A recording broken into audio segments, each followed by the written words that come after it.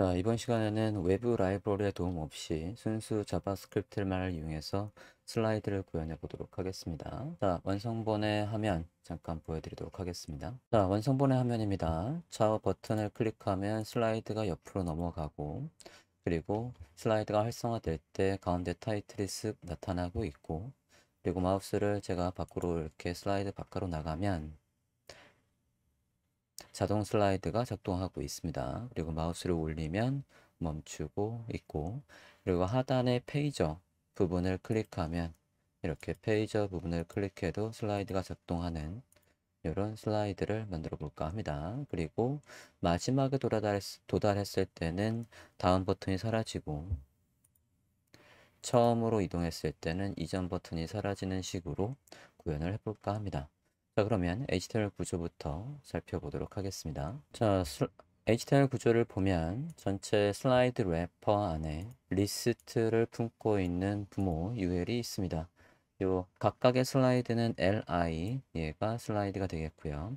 이 슬라이드를 좌우로 가로로 배치를 하고 그 다음에 슬라이드를 여기 UL을 움직이는 구조가 되겠어요. 슬라이드를 가로로 배치를 하려면 일단 두 가지 방법이 있습니다. 여기 이 li가 일단은 브라우저 화면이 이렇게 있다라고 해볼 때 일단 지금 슬라이드들은 li 슬라이드 하나하나는 한 자리에 이렇게 겹쳐 있는 상태입니다.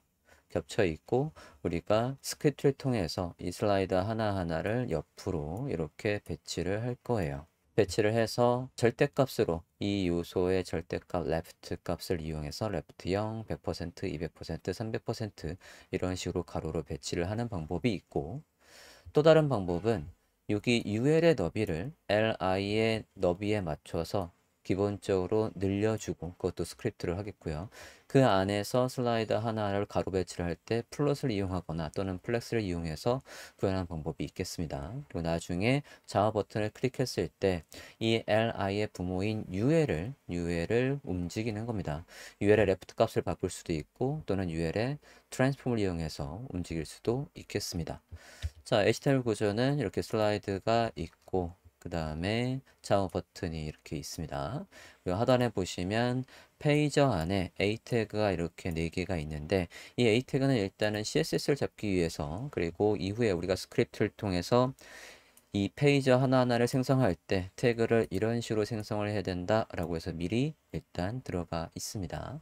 그리고 연결되어 있는 스크립트는 하단에 연결되어 있어서 다큐먼트가 로드되면 할 일이 필요 없이 바로 스크립트를 실행할 수 있는 구조로 되어 있어요. 자, 일단 CSS는 그럼 어떻게 스타일이 잡혀 있는지 확인을 해보도록 하겠습니다. 컨트롤 클릭해서 스타일 CSS를 열었고요. 자, 기본적으로 여기에 있는 이 우리가 누구를 움직일 거냐면 UL을 움직일 거예요. 그러면 슬라이드 래퍼를 기준으로 해서 움직여야 되니까 이렇게 UL의 포지션 렐러티브에서 기준이 잡혀 있습니다.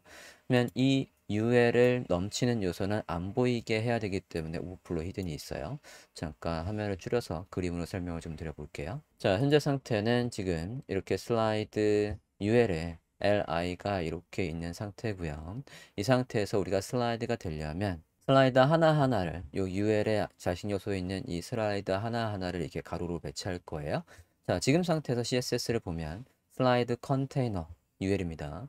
UL도 이 슬라이드 래퍼, 좀 전에 이 슬라이드 래퍼를 기준으로 UL이 절대값으로 위치가 잡혀 있고요. 그래야 우리가 이 요소의 레프트 값을 바꿨을 때 앱솔루트 돼 있으면 누구도 이 요소가 움직이는 걸 모르기 때문에 이렇게 해서 포지션 앱솔루트하고 레프트 값을 바꿀 용도로 포지션이 잡혀 있습니다. 부모의 크기에 맞춰서 위드와 하이트가 100%로 되어 있는 상태고요. 그리고 이후에 우리가 좌우 버튼을 클릭했을 때 이 UL의 레프트 값을 바꿀 거예요. 그러면 그 레프트 값이 바뀌는 그 전환 과정이 보이도록 트랜지션이 설정되어 있는 상태입니다.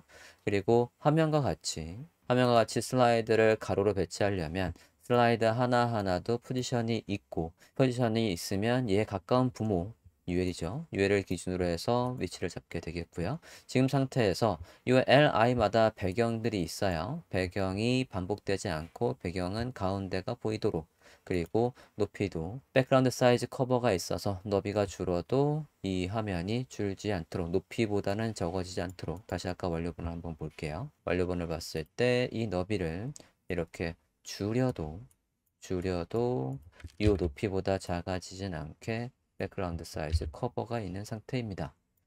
넓히면 모든 너비 다 쓰고 있고요. 자, 이 상태고 슬라이드 하나하나에는 배경이 지정되어 있습니다. 슬라이드 안에 컨텐츠들은 정가운데 있도록 슬라이드 안에 이 컨텐츠가 정가운데 있도록 CSS가 잡혀 있습니다. 그리고 슬라이드 안에 있는 요소들은 기본적으로는 안 보이다가 이 요소들의 오페서티가 바뀌도록 되어 있어요. 이 오페서티는 언제 1로 올라오게 되어 있냐면 li에 액티브가 있을 때 화면에 쓱 보이도록 되어 있습니다. 그러면 우리는 스크립트에서 슬라이드가 활성화되어 있으면 그 슬라이드에다가 액티브 넣는 것까지 우리가 스크립트로 구현을 해야 되는 사항입니다. 액티브가 있으면 1로 올라와 라고 되어 있고요.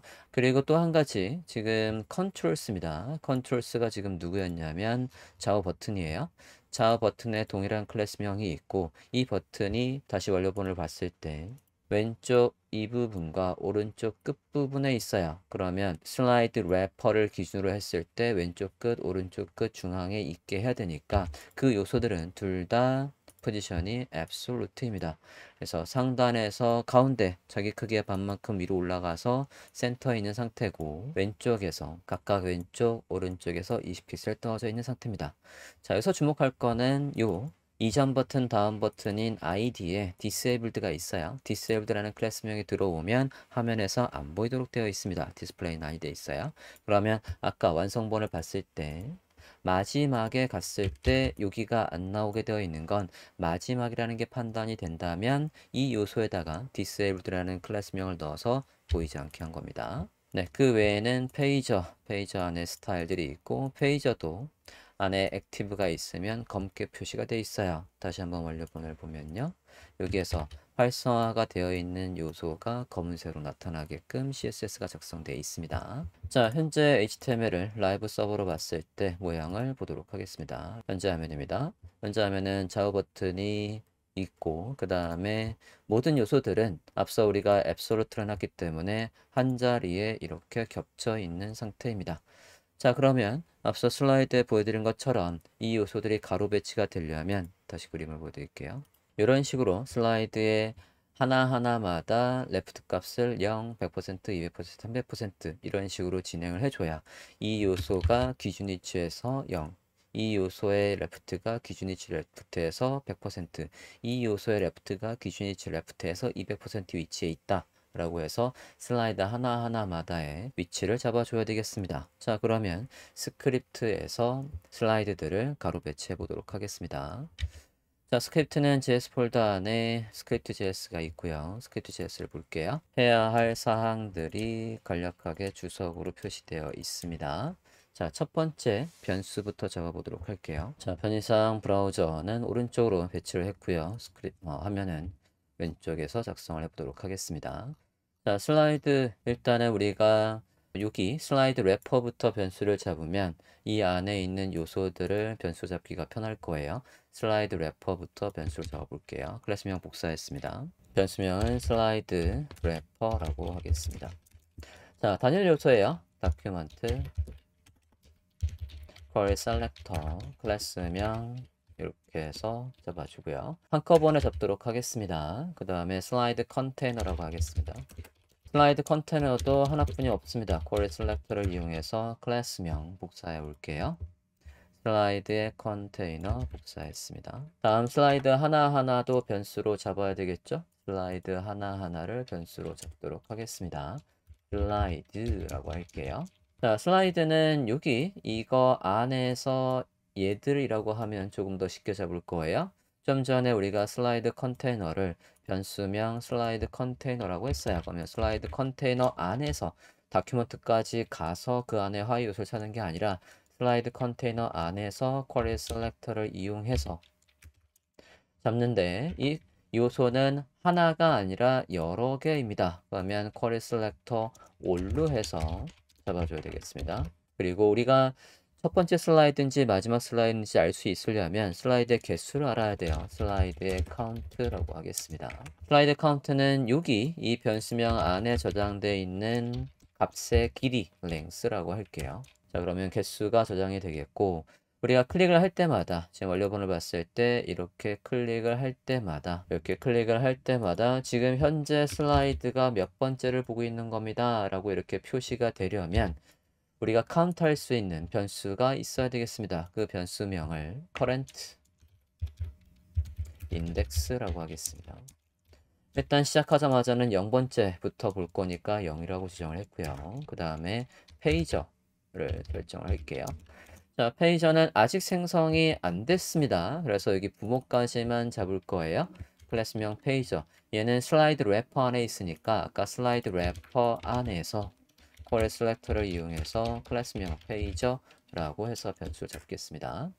자, 우리가 이제 슬라이드가 있으면 여기 페이저 생성하게 할 때에 우리가 이 요소에다가 HTML로 이런 식으로 만들어줘야 돼요. 슬라이드 하나가 있다면 여기까지, 슬라이드가 2개가 있다면 여기, 3개가 있다면 여기까지 HTML 코드를 생성해서 그거를 이 페이저에 HTML 코드로 넣어줘야 되거든요. 그러면 그때 슬라이드가 작동할 때마다 저장할 HTML 코드, 이 HTML 코드를 저장할 변수명을 하나 만들게요.